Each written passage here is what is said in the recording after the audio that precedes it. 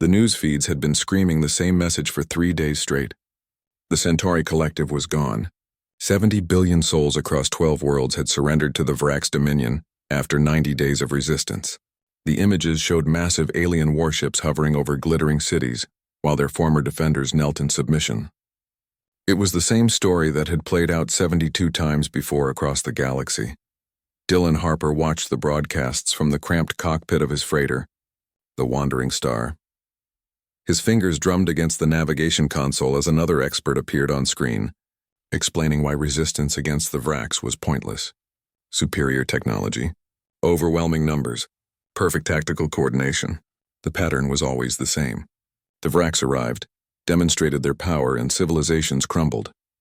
"Captain, we're 3 hours out from New Portland," Kira Morgan called from the communications station behind him.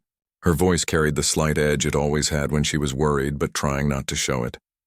Still no response from traffic control, Dylan frowned. New Portland was a frontier colony, small and relatively unimportant in the grand scheme of human space, but it was home to 15,000 people. Traffic control always responded, "Always, keep trying," he said. "Maybe they're having technical issues." Marcus Cole emerged from the engine room, wiping grease from his hands onto a rag that had seen better days. The chief engineer was built like someone who spent 45 years wrestling with stubborn machinery, all broad shoulders and permanent frown lines. "The core's running hot again. We need a proper maintenance cycle when we dock." "Add it to the list," Dylan replied. The Wandering Star was 20 years old and held together by Marcus's skill and stubborn refusal to let her die. She wasn't pretty and she wasn't fast, but she'd never let them down. Kira suddenly went rigid at her station. "Captain, I'm picking up multiple distress signals. Automated emergency beacons from New Portland and at least 6 other colonies in the sector." The drumming fingers stopped. Dylan felt his stomach drop. "What kind of distress?" "All of them." Her voice was tight now. "Evacuation protocols, military alerts, civilian panic broadcasts." "Captain, there are reports of Vrax ships entering the system." For a moment nobody spoke. The cockpit felt smaller, the recycled air suddenly harder to breathe. The Vrax Dominion had conquered species with technology that made human weapons look like toys. They'd crushed military alliances that had stood for centuries, and now they were here in human space. "Pull up everything you can find," Dylan ordered. His mind was already racing through options, calculations, and none of them were good. "Marcus, how fast can we jump out of the system?" 20 minutes to spool up the drive, the engineer replied. "But if we're going to run, we should do it now." Kira's fingers flew across her console. "I'm getting fragmentary transmissions from the human defense fleet. They're scrambling forces, but they're spread across too many systems. New Portland is requesting immediate evacuation assistance. They have transports launching, but they need time to get everyone off-world." Dylan stared at the view screen showing the void of space ahead. Behind them, billions of kilometers away, was Earth. Ahead was New Portland and 15,000 people who were about to learn what every other species in the galaxy had learned. The Vrax didn't negotiate. They didn't show mercy. They conquered. "How much time do they need?" he asked quietly.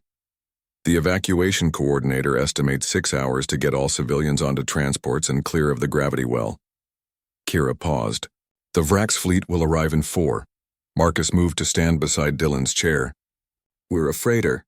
We've got cargo scanners modified to work as sensors, and exactly 2 defensive turrets that couldn't stop a determined pirate. What are you thinking?" Dylan had spent 12 years flying cargo routes through some of the most dangerous regions of space. He'd outrun pirates, navigated through unstable wormholes, and once landed a crippled ship on a moon with no atmosphere, using nothing but maneuvering thrusters. He'd always found a way through impossible situations by refusing to accept that they were impossible. "I'm thinking," he said slowly, "that those evacuation transports are full of families, kids, people who just want to live." "Dylan," Marcus said, and there was no judgment in his voice, just understanding. "We can't fight a Vrax fleet." "No," Dylan agreed. "But maybe we can slow them down." Kira turned in her chair to face him. She was young, only 28, and she'd signed on to his crew because she wanted adventure. Now she was about to get more than she bargained for. "You want to position ourselves between the Vrax and New Portland." "I want to buy time," Dylan said. "Even an hour could make the difference between some of those people surviving and all of them dying." The ship's computer chimed softly. an almost cheerful sound that felt obscene given the situation. New data was flooding in now. More colonies were going dark. The Vracs weren't just attacking New Portland. They were hitting multiple systems simultaneously, a coordinated assault across an entire sector of human space. Marcus pulled up a tactical display. Red markers appeared, showing Vracs' fleet positions. They're using the same pattern they've used everywhere else. Overwhelming force, multiple vectors, no chance for coordinated defense. Except humans don't have a unified military command like the species they've fought before, Kira added. We've got independent colonies, corporate security forces, and a defense fleet that's more of a loose alliance than an army. Which means we're disorganized, Dylan said. Or unpredictable, Kira countered. Every species the Vracs have conquered operated on military doctrine, proper chain of command, standard tactical responses. We're chaos. Dylan felt something shift in his thinking. She was right. The Vracs had never fought a species that didn't fight like an organized military. They'd never encountered a civilian freighter captain who was stupid enough or desperate enough to park his aging ship in their path. Marcus, start stripping everything non-essential from the ship. I want all power diverted to shields and engines. Kira broadcast on all frequencies. Any ship in the system that can help defend the evacuation, we're coordinating a defensive perimeter. Dylan, Marcus started, but Dylan cut him off. I know it's insane. I know we're probably going to die, but if we run now, we'll spend the rest of our lives knowing we could have tried. He turned to look at both of them. I won't order you to stay. If you want to take the shuttle and make a run for it, I'll understand. Kira snorted. And miss the chance to annoy some genocidal aliens? I don't think so. Marcus sighed deeply, the sound of a man who'd known his captain long enough to see this coming. I can probably overclock the shield generators. We've got those cargo containers in the hold, the ones with titanium plating. We could strap them to the hull as makeshift armor. That's the spirit, Dylan said with a grin that felt slightly unhinged even to him. They burned toward New Portland at maximum speed. The Wandering Star wasn't built for combat, but she was built tough for navigating asteroid fields and rough docking procedures. Marcus worked miracles in the engine room, coaxing more power from systems that were already running beyond recommended limits. Kira established contact with 7 other civilian vessels in the system, all of them making the same insane choice to stay and fight. A mining ship called the Rocky Mountain, equipped with industrial cutting lasers. 2 cargo haulers similar to the Wandering Star. A passenger liner that had been in system for maintenance, a science vessel studying the local star, and 2 private yachts whose owners apparently decided that running didn't appeal to them. It was the sorriest excuse for a fleet Dylan had ever seen.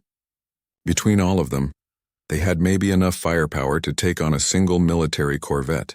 The Vracs were sending 20 warships. The evacuation transports were launching from New Portland's surface now. Great lumbering civilian ships packed with people and whatever they could carry. Dylan watched them on the sensors and felt the weight of every life depending on what happened in the next few hours. Vrac's fleet is entering sensor range, Kira announced. 20 ships confirmed. Capital ships, heavy cruisers, and escort fighters. Dylan opened a channel to the other civilian vessels. This is Captain Harper of the Wandering Star. Form up on my position. We're going to establish a defensive line between those transports and the Vracs. Spread out. Use the debris field from the old mining operation as cover. And for the love of everything, don't try to fight fair. We're not military. We don't have to follow their rules. A gruff voice came back, the captain of the Rocky Mountain. You're insane, Harper. I like it. The Vracs fleet came into visual range and Dylan felt his breath catch. The ships were massive, sleek black vessels that seemed to absorb light rather than reflect it. They moved in perfect formation, an expression of absolute military precision, beautiful and terrible. Dylan positioned the Wandering Star directly in their path. On either side, the other civilian ships took up positions. It must have looked absurd from the Vracs' perspective.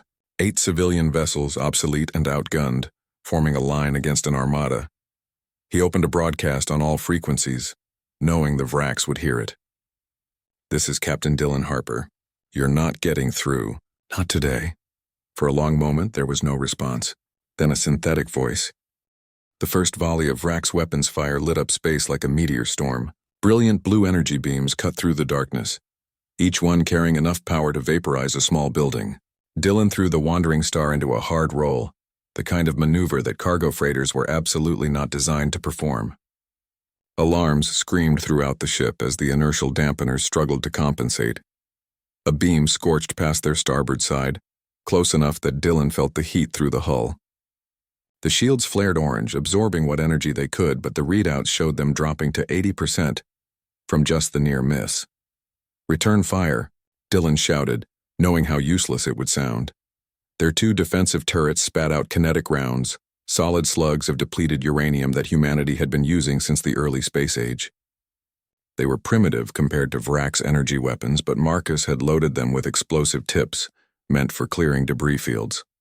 The rounds impacted against a Vrak's escort fighter, and to Dylan's surprise, the alien shields flickered.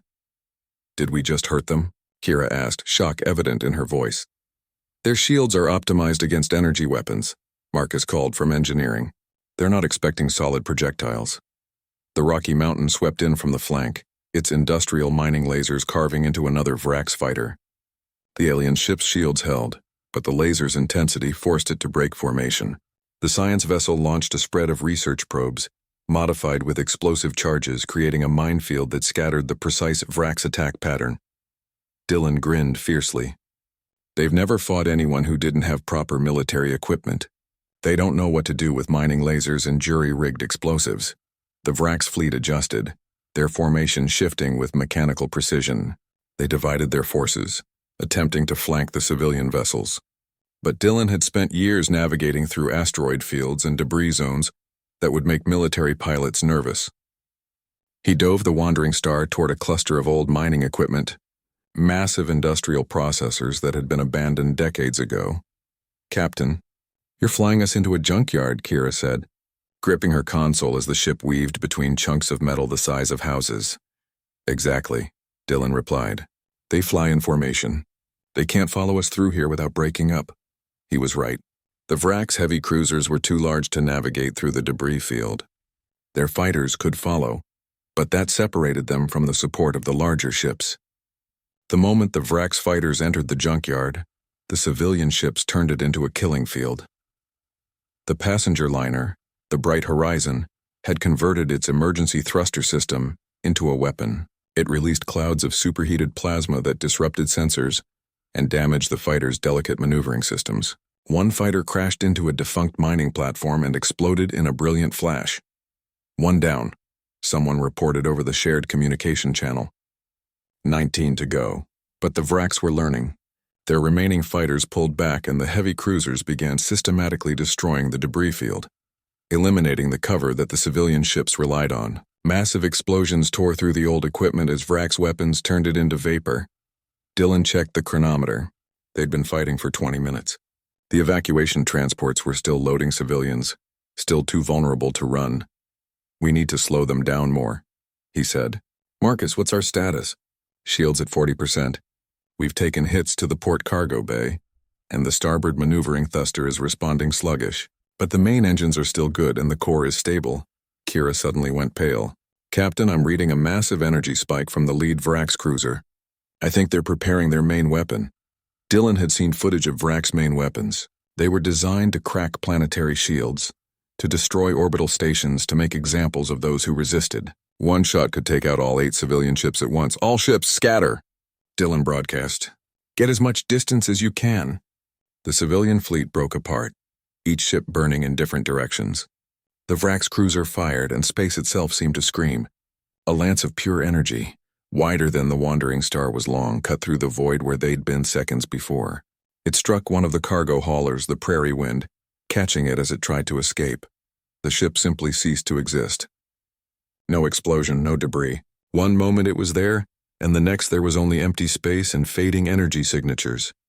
"They're gone," someone whispered over the channel. "They're just gone." Dylan felt rage and grief mixing in his chest, but there was no time for either. "Keep moving. Don't give them a stationary target." The Vrak's fleet was reorganizing, preparing for another coordinated assault, but something had changed in their approach. They were being cautious now, wary. They'd expected to brush aside the civilian vessels in minutes, and instead, they'd already lost 2 fighters and spent 25 minutes accomplishing nothing. Admiral Patricia Grant's voice suddenly crackled over the communication channel. Broadcast from somewhere deeper in human space. All vessels in the New Portland system. This is Defense Fleet Command. Relief forces are en route, but we're 3 days out. Hold the line as long as you can. 3 days. It might as well have been 3 years. Dylan looked at his displays. The Wandering Star was damaged, running on depleted shields and damaged systems. The other civilian ships were in similar condition. The Vrax fleet was still mostly intact, but the evacuation transports were finally clearing the planet's gravity well. Another hour and they could jump to hyperspace, carry 15,000 people to safety. All ships, Dylan broadcast. We need to buy 1 more hour. I know we're outgunned. I know this is insane. But those transports are full of people who deserve a chance to live. 1 more hour. The response was immediate. Every civilian captain acknowledged. They were terrified, damaged, and completely outmatched. But they stayed. Kira was working frantically at her console. Captain, I've been analyzing the Vrax communication patterns. I think I can jam their coordination signals, at least temporarily. It won't stop them, but it might make them less effective. Do it, Dylan ordered. She triggered the jamming signal, a broadband pulse that Marcus had helped her amplify using the ship's cargo scanners. The effect was immediate. The Vrax formation wavered, ships drifting slightly out of position as their perfect coordination was disrupted. The civilian fleet struck in that moment of confusion. The Rocky Mountains mining lasers targeted the sensor arrays of a Vrax cruiser, blinding it. The 2 private yachts, fast and maneuverable, darted in close to lay magnetic mines against a fighter's hull.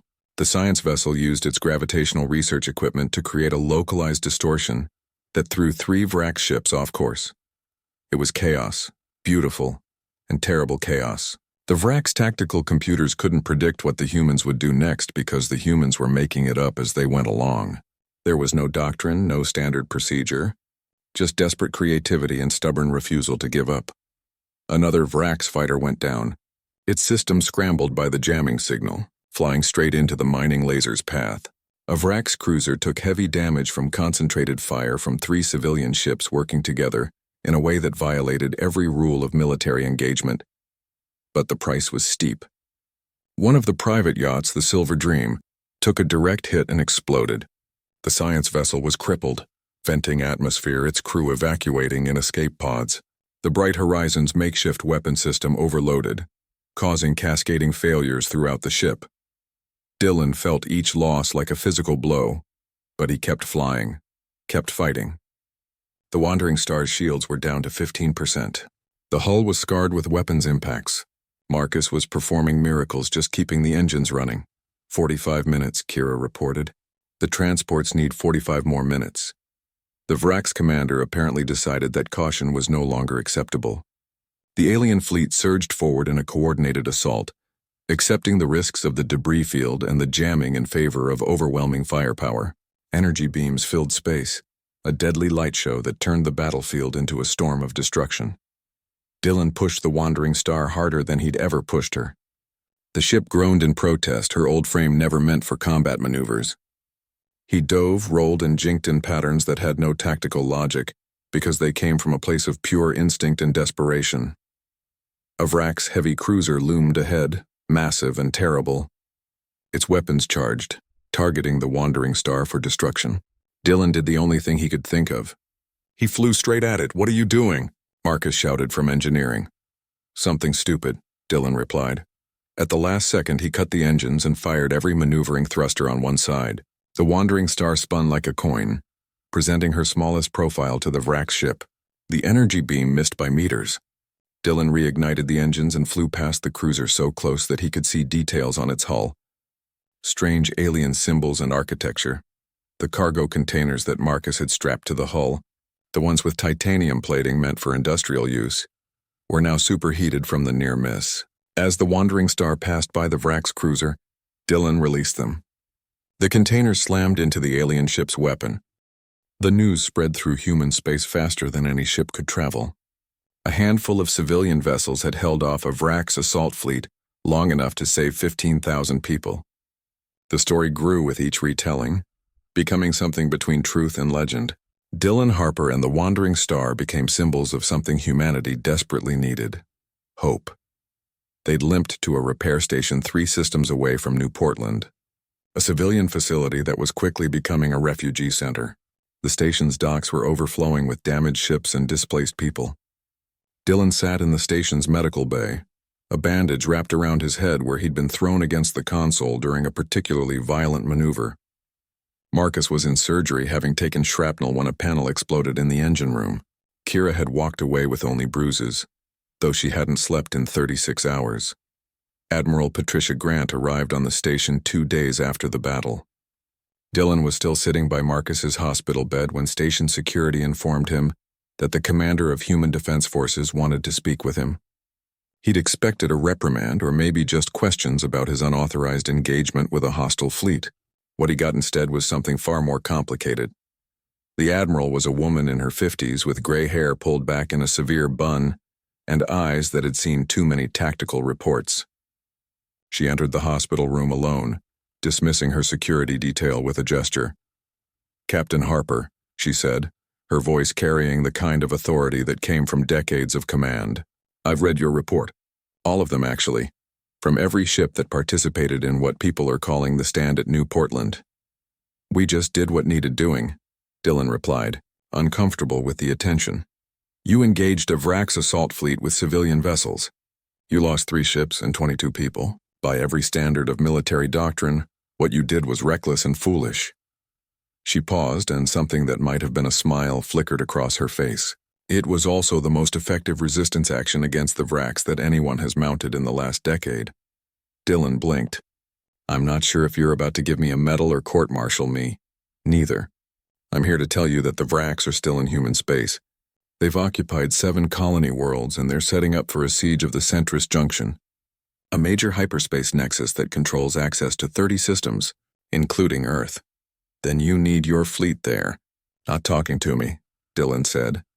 "My fleet is barely holding at a dozen different locations. We're outnumbered, outgunned, and fighting a losing battle on every front." The Admiral sat down in one of the hospital chairs, suddenly looking tired. "But your stand at New Portland has changed something. Civilian captains across human space are volunteering to fight. They're not trained, they're not equipped, but they're willing. And the Vrax don't know how to fight civilians." "Because we're unpredictable," Dylan said, remembering Kira's words from the battle. "Because you don't follow the rules," the Admiral corrected. "Every species the Vrax have conquered had organized militaries with standard tactics. They can predict those. Their tactical computers can calculate optimal responses. But civilians fighting with mining equipment and cargo scanners, that's not in their database." Kira appeared in the doorway carrying cups of terrible station coffee. She'd heard enough of the conversation to understand where it was heading. "You want us to do it again? To organize civilian resistance?" "I want you to go to Centris Junction and buy time for my fleet to arrive," the Admiral said bluntly.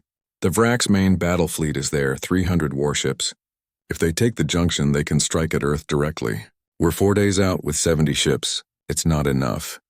Dylan thought about the people they'd lost at New Portland. The Prairie Wind disintegrated in an instant. The Silver Dream, exploding as it tried to protect the evacuation transports. 22 people who'd signed up to haul cargo and instead died fighting an impossible battle. "Why us specifically?" he asked. "Because other civilian captains will follow you," the Admiral said simply.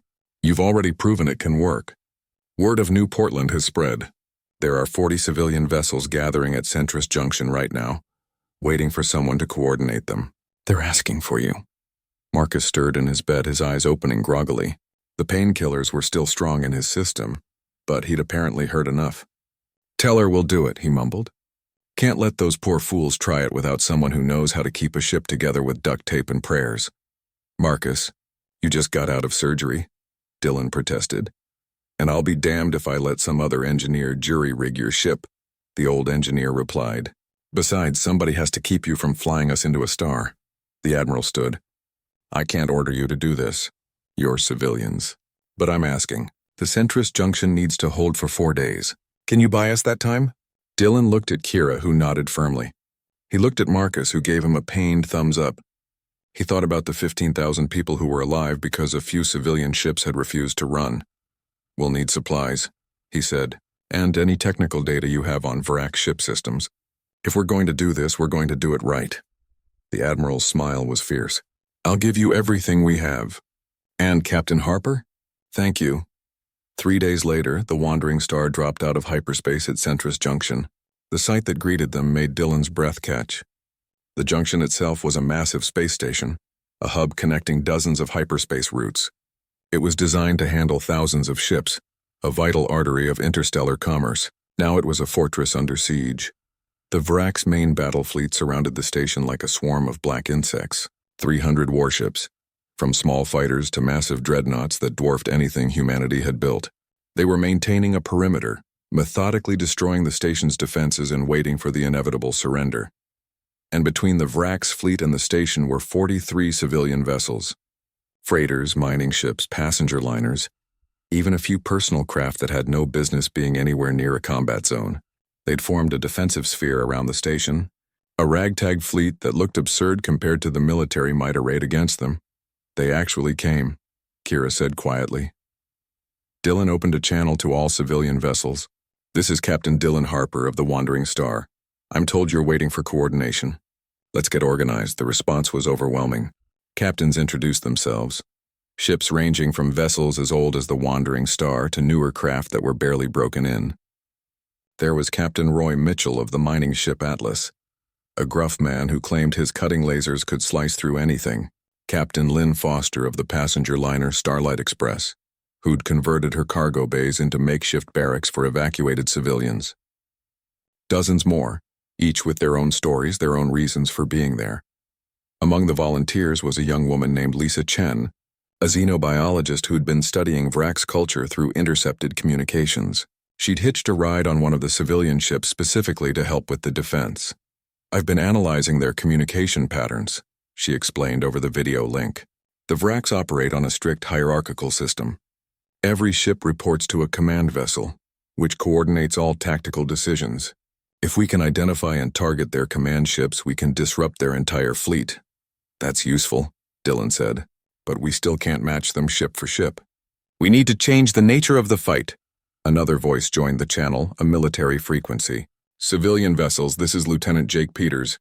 My fighter was damaged in a skirmish 2 days ago, and I've been stuck at the station. I'd be happy to provide tactical support if you'll have me. Dylan glanced at Kira, who shrugged. The more help, the better. Welcome aboard, Lieutenant. They spent the next 6 hours preparing. Marcus networked the shields of multiple civilian ships together, creating overlapping defensive fields that were stronger than the sum of their parts. Lisa identified 3 Vrak's command vessels based on their communication traffic.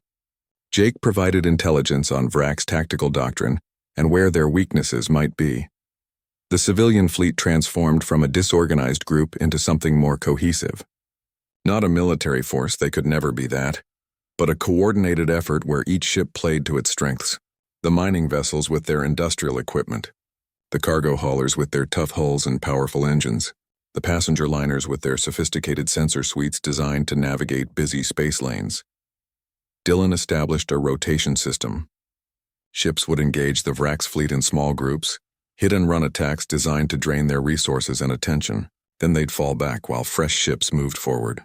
It wasn't elegant, but it meant no single vessel had to face the full weight of the Vrak's firepower.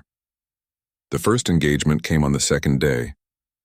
A squadron of Vrak's fighters moved to attack the station's remaining defense platforms. Dylan led 6 civilian ships to intercept, using the same chaotic tactics that had worked at New Portland. They dove through debris fields, used the station's superstructure for cover, and attacked from unexpected angles. The Vraks lost 4 fighters. The civilian fleet lost 1 cargo hauler, the Northern Star, which sacrificed itself to ram a fighter that was targeting. The arrival of Admiral Grant's fleet changed the mathematics of the battle, but not in the way anyone expected. The Vraks still held numerical superiority even with their losses, but something fundamental had shifted. For the first time in their long history of conquest, they faced an enemy that made them hesitate. Dylan watched from the battered cockpit of the Wandering Star as the human military vessels formed up alongside what remained of the civilian fleet. The Admiral's flagship, the Earth Defense Force cruiser Defiant, was a beautiful sight. Clean lines, modern weapon systems, and shields at full power. It made the civilian ships look even more pathetic by comparison. Civilian fleet, this is Captain Roy Nichols of the Defiant. Fall back to the station and effect repairs. We'll take it from here. The voice was professional, authoritative, and clearly accustomed to being obeyed. Dylan was about to acknowledge when Marcus's voice crackled over the internal comm. "Captain, if we fall back now, the Vrax can bypass our position and strike at the hyperspace junction directly." "We're holding the choke point," he was right. The civilian fleet's position, as ragged as it was, controlled access to 3 critical hyperspace routes. The military fleet was positioned to engage the main Vrax force, but if the civilians retreated, the Vrax could split their fleet and attack on multiple vectors. Defiant. "This is Dylan Harper. With respect, we're holding position. We've been fighting for 4 days and we know the terrain. We can support your attack." There was a long pause. Dylan could imagine the discussions happening on the Defiance Bridge. Military officers uncomfortable with civilians in a combat zone. Tactical officers calculating the value of the civilian fleet's position versus the risk of keeping damaged ships in the line. "Stand by. Wandering Star," Nichols finally replied. Admiral Grant's face appeared on the screen, broadcasting to both the military and civilian fleets. She looked exhausted, with dark circles under her eyes and new lines on her face. "Captain Harper is correct. The civilian vessels hold the strategic position. All military vessels will coordinate with the civilian fleet's defensive perimeter. This is not a standard military engagement. The Vrax have never faced this kind of resistance, and we're going to use that confusion against them." Dylan felt a surge of relief and pride. The Admiral understood. This wasn't about proper military doctrine or chain of command. This was about survival, and humanity's best chance was to keep doing what had worked, being unpredictable, creative, and too stubborn to quit.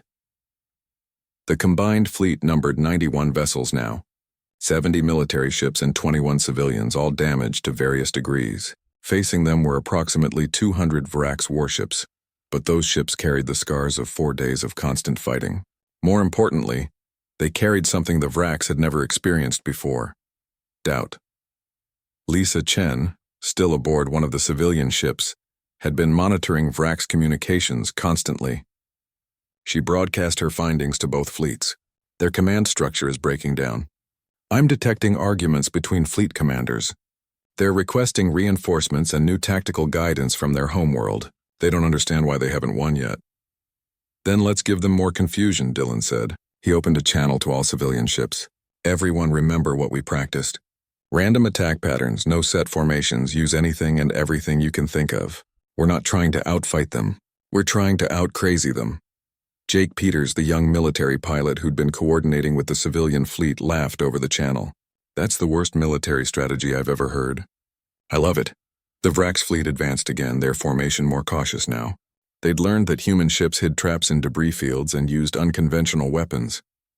Their sensors swept constantly, their shields were reinforced. And they moved with the careful precision of predators who'd learned their prey had teeth. The human military fleet engaged them head-on. A proper battle with coordinated fire patterns and tactical formations. It was exactly what the Vrax expected, what their computers were designed to counter. The two forces clashed in a display of fire and energy that lit up space like a miniature sun. And while the Vrax focused on the military threat they understood, the civilian fleet struck from unexpected angles. The mining ship Atlas used its industrial equipment to grab a chunk of station debris the size of a small building and hurled it at a Vrax cruiser.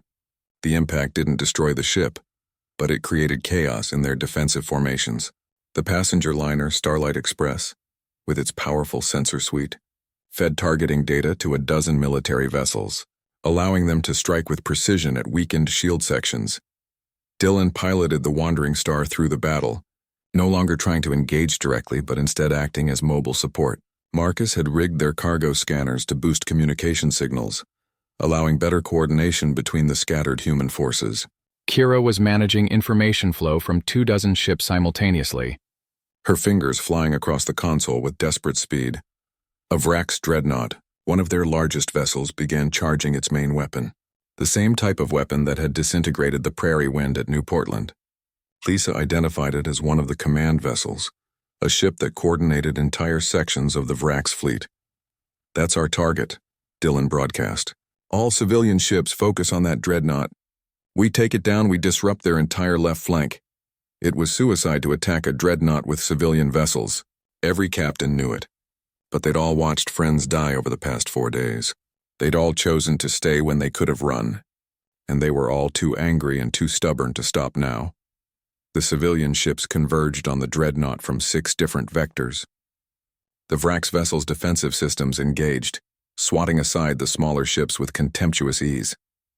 2 civilian vessels were destroyed in seconds, their shields overwhelmed by the dreadnought's point defense systems, but the attack had drawn the dreadnought's attention away from charging its main weapon, and while it was distracted, 3 military cruisers struck at its engines with concentrated fire. The dreadnought's shields flickered, failed, and the great ship began listing, its propulsion systems crippled.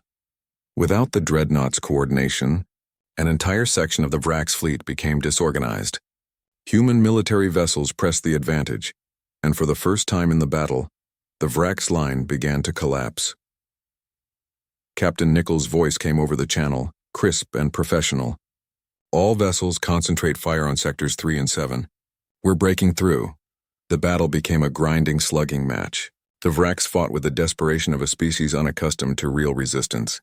The humans fought with the fury of people defending their homes. Ships on both sides were destroyed, damaged, left drifting in the debris field that grew larger with each passing minute. Dylan felt the wandering star shudder as a near miss overloaded their already strained shields. Alarms wailed throughout the ship. Marcus was shouting something from engineering about core temperature, but the words were lost in the chaos. Then, something unexpected happened. The Vrax fleet stopped. Not retreated, not regrouped, just stopped. Their ships held position, weapons still charged but not firing. For a long moment, the entire battlefield went silent except for the crackle of damaged systems and the hum of active shields. "What are they doing?" Kira asked, her voice tight with tension. Lisa Chen's voice came over the channel, shaking with disbelief. "They're receiving new orders. I'm intercepting transmissions from their homeworld. The Supreme Overlord himself is issuing commands." Admiral Grant's face appeared on every screen. "All vessels, hold fire. Do not, I repeat, do not initiate any attacks. Something's happening." The Vrax fleet began to withdraw. Not a retreat in the military sense, but a deliberate, organized pullback. They maintained defensive formations, kept their weapons ready, but they were leaving the battlefield. "Are we winning?" Someone asked over the civilian channel. "I don't know," Dylan replied honestly. He watched the Vrax ships moving away and felt no triumph, only exhaustion and confusion. The withdrawal continued for the next hour. The Vrax fleet pulled back to the edge of the system, their massive ships forming a perimeter but making no aggressive moves. The human forces maintained their positions, ready for another attack but uncertain what was happening. Admiral Grant called an emergency conference, connecting all ship captains through a secure channel. Her face was grim. "I've just received a communication from the Vrax Supreme Overlord, transmitted through diplomatic channels we didn't even know existed. They're offering terms." "Terms for our surrender?" Captain Nichols asked. "No," the Admiral said slowly. "Terms for their withdrawal from human space." The silence that followed was absolute. Lisa Chen spoke first, her voice barely above a whisper. "That's impossible. The Vrax don't negotiate. They don't withdraw. They conquer or they exterminate." "Apparently, we've changed their policy," Admiral Grant said. "According to their message, humanity has been classified as a prohibited engagement species. They're withdrawing all forces from our territory and establishing human space as off-limits for Vrax expansion." Dylan tried to process this information and failed. "They're giving up. Just like that?" The Vrax fleet departed human space over the course of 3 days. Their withdrawal was methodical and complete, every ship accounted for, every occupied colony evacuated. They left behind abandoned equipment, damaged facilities, and thousands of confused humans who couldn't quite believe their occupiers were simply leaving. Dylan spent those 3 days at Centris Junction, watching the exodus and trying to process what had happened. The wandering star sat in a repair dock, surrounded by technicians who kept shaking their heads at the sheer amount of damage the old freighter had sustained. One engineer had commented that it would be cheaper to build a new ship than fix this one. Marcus, recovering from his second injury in as many weeks, had nearly hit the man. This ship held the line against a Vrax armada. "You'll fix her, and you'll fix her right, or I'll do it myself." Kira had been interviewed by every news organization in human space. The young communications officer who'd helped coordinate the civilian resistance had become something of a celebrity. She handled it with grace, though Dylan could see the exhaustion in her eyes. They'd all been running on adrenaline and desperation for so long that peace felt strange and uncomfortable. The casualties were still being tallied. The civilian fleet had started with 43 ships. 7 remained operational. 14 had been destroyed outright and 22 were damaged beyond repair. 173 civilians had died in the fighting. People who'd signed up to haul cargo or transport passengers, not to fight a war. Dylan attended every memorial service. He felt he owed them that much. Admiral Grant arrived at Centris Junction on the 5th day after the battle. She'd been dealing with the political aftermath, coordinating the military response to the Vrax withdrawal, and apparently arguing with government officials about what to do with the civilian captains who'd participated in unauthorized military action. She found Dylan in the station's observation lounge, staring out at the debris field that marked where the battle had taken place. The military had already begun cleanup operations, recovering escape pods and salvaging what they could from destroyed ships. "They want to court-martial you," the admiral said without preamble, sitting down beside him. "The Civilian Oversight Committee. They're arguing that you endangered civilian lives by organizing an unauthorized military force." Dylan didn't look away from the window. "They're not wrong. A lot of people died because I asked them to stay and fight. A lot of people are alive because you asked them to stay and fight," the admiral countered. 15,000 from New Portland. Another 30,000 from the colonies the Vrax occupied. Potentially billions if the Vrax had reached Earth. She paused. "I told the committee that if they want to court-martial you, they'll have to court-martial me too. I was the one who asked you to go to Centris Junction." "What did they say to that?" "They decided that perhaps this was a matter best left to military judgment." There was dry amusement in her voice. "Also, you've become something of a folk hero. It's hard to prosecute someone when half the population wants to build statues of them." Dylan finally turned to look at her. "I don't want statues. I want Marcus to recover. I want Kira to get some sleep. I want the people who died under my command to be alive again." "I know," Admiral Grant said softly. "That's what makes you different from most people who get called heroes. You understand the cost." She pulled out a datapad and set it on the table between them. "The military wants to offer you a commission. Captain in the Defense Force, commanding a new division of irregular warfare. Basically, you'd train other civilians to fight the way you fought." "No," Dylan said immediately. "I told them you'd say that." She smiled slightly, "But I had to make the offer. So what will you do now?" Dylan thought about it. The Wandering Star would take months to repair, assuming it was even possible. He had enough money saved to buy a new ship, something smaller, something that hadn't been through hell and back. He could return to running cargo routes, living the quiet life he'd had before the Vrax invaded. "I think," he said slowly, "that I'm going to keep flying, but I'm going to make sure other civilian captains know how to defend themselves. Not to fight wars, but to survive if they have to make themselves too difficult to be easy targets." The Admiral nodded. "The galaxy is going to change because of what happened here. The Vrax withdrawal is already sending shockwaves through their empire. Other conquered species are asking questions, wondering why they surrendered when humanity didn't. The Galactic Council is requesting formal contact with humanity." "What's the Galactic Council?" Dylan asked. "An alliance of species that maintain neutrality and facilitate diplomacy. They've existed for thousands of years, but they've never invited humanity to join because we were considered too primitive and too isolated. Now they're very interested in the species that made the Vrax Dominion back down." She stood up. "The universe is paying attention to us now, Captain Harper. What we do next matters." 3 weeks later, the Wandering Star was back in space. The repairs had been extensive, and Marcus had supervised every weld, every circuit, every system. The ship looked different now, her hull patched with new plating that didn't quite match the old sections. She was a patchwork, a survivor, and somehow that made her more beautiful. Dylan, Kira, and Marcus stood on the bridge together, running system checks before their first flight. They'd been offered cargo contracts, passenger runs, even a security escort job that paid 5 times their usual rate. They'd turned them all down. "So where are we going?" Kira asked. Dylan pulled up a star chart. A message had come through diplomatic channels, forwarded by Admiral Grant with a note that said simply, "Thought you'd want to see this." The message was from a species called the Talvari, a people who occupied 7 worlds in a distant sector. The Vrax had sent them surrender demands. The Talvari had refused, but their military was small and their technology limited. They were asking humanity for help, not soldiers or weapons, but knowledge. They wanted to know how to fight impossible odds.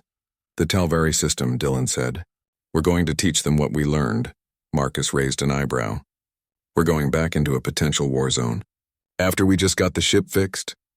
We're not going to fight their war for them, Dylan clarified. We're going to show them how to fight it themselves. How to use what they have. How to be unpredictable. How to make victory too expensive for their enemies. Kira grinned. We're going to teach them to hold the line. The flight to Talvari space took 2 weeks. During that time, news continued to filter in about the aftermath of the Vrax withdrawal. The Supreme Overlord had issued a formal decree classifying humanity as a prohibited engagement species, with penalties for any Vrax commander who initiated contact. The reasoning in the official document was coldly logical. Humanity demonstrated an unacceptable cost-to-benefit ratio for conquest operations. More interesting were the reports from Vrax-occupied worlds. On 3 different planets, conquered species had risen in rebellion after learning about humanity's resistance. The Vrax were suddenly facing insurgencies and resistance movements that used tactics they'd never encountered before. Improvised weapons, guerrilla warfare, a refusal to accept defeat. Lisa Chen, who'd stayed at Centris Junction to continue studying Vrax communications, sent regular updates. You've started something, she wrote. The galaxy is learning that the Vrax can be resisted. More importantly, they're learning how. Every species that heard about the civilian fleet is asking themselves, if humans can fight with mining equipment and cargo haulers, what can we fight with? When the Wandering Star arrived at the Talvari homeworld, they were met by a delegation that included military commanders, political leaders, and civilians who wanted to help defend their world. The Talvari were a reptilian species, tall and graceful, with a culture that valued art and philosophy over warfare. They were completely unprepared for the Vrax. Dylan met with them in a conference room that overlooked their capital city, a beautiful place of crystal spires and flowing water. We're not soldiers, he told them honestly. We're cargo haulers and miners and people who fly passenger ships. But we learned some things about fighting when you have no other choice. A Talvari commander, her scales marked with military insignia, leaned forward. The Vrax have given us 1 month to surrender or face invasion. Our fleet consists of 30 ships designed for system patrol, not warfare. We have no chance of defeating them in direct combat. Then don't fight them directly, Dylan said. The Vrax expect military engagements. They expect organized resistance following tactical doctrine. That's what their computers are designed to counter. Give them chaos instead. Over the next week, Dylan, Kira, and Marcus worked with the Talvari. They taught them about using civilian infrastructure as defensive assets, how industrial equipment could be weaponized, how unpredictable tactics could confuse sophisticated targeting systems, how making victory expensive was sometimes more effective than trying to win outright. But more than tactics, they taught them about mindset. The Vrax win because species give up when the odds look impossible, Dylan explained to a group of Talvari civilians who wanted to help defend their world. They've conquered 73 worlds because those worlds saw the